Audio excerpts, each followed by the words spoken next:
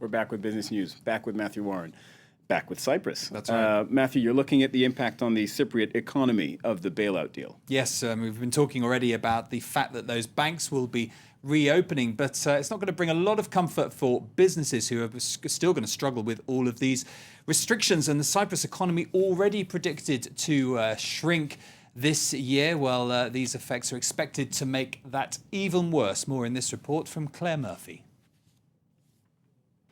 Animated colours at this local Cypriot market, but the wider economy looks set to lose any vibrancy.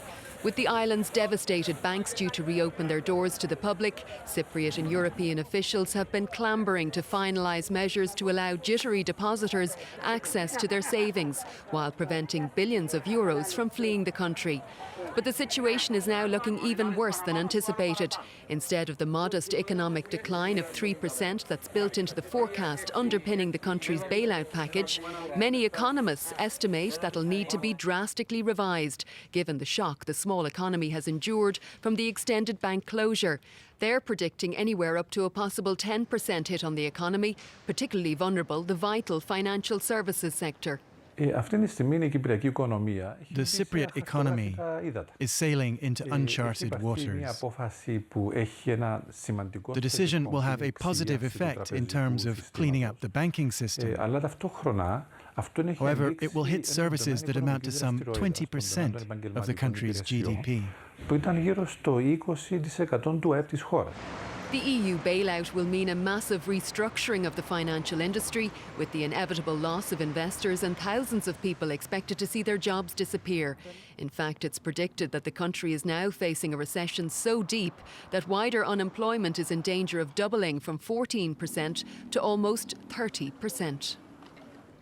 Matthew, this morning you're also looking at one of the biggest ever cyber attacks to hit the internet. That's right. It's called a bazooka cyber attack because it has the effect of the effect has been so big. Now, this was an attack targeting a Geneva-based company called Spam House. Now, what they do is they publish lists of internet addresses that are known to be used for spam. Now, the idea of that is it helps its users filter out junk mail. Now, people who they prevent the spam. They don't do the spam. They're trying to help people prevent the spam, but it was a big attack because criminals who like to spam don't like that. Now, this attack apparently was 6 times the usual size. Those are the figures there that you can see, and it even had the effect of slowing down internet traffic around the world. It's just the latest. We talk a lot about this. Lots of cyber attacks in the news recently.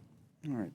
And here in France, later this Thursday evening, French President François Hollande will give a 45-minute television interview on his 10 months in office. Yes, and an important part of that will be on the economy. So how has the French president done so far? This report from Stephen Carroll.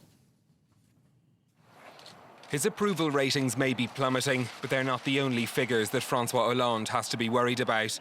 Since he took over as president in May of last year, the key economic indicators haven't shown any improvement. According to the latest figures, almost 3.2 million people are now out of work in France, close to the all-time record. Since François Hollande came to power, the rate has continued to creep up from 9.7% when he took office to 10.2%, the highest since 1999. Despite his pledge to restore growth, the president hasn't had much luck in that department either.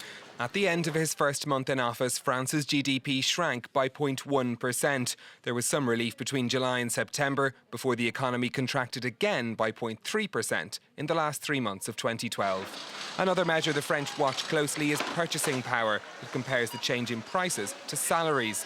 That fell by 0.4% in 2012, with the biggest drop coming at the end of the year. In 2013, we're expecting a rise of 0.2%, so a stabilization of purchasing power, but not a fall like we saw in 2012.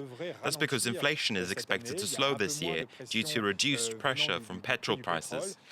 One piece of good data that François Hollande can take from his 10 months in office, the country's budget deficit fell to 4.6% of GDP in 2012. But France is still expected to miss the target of 3% for 2013.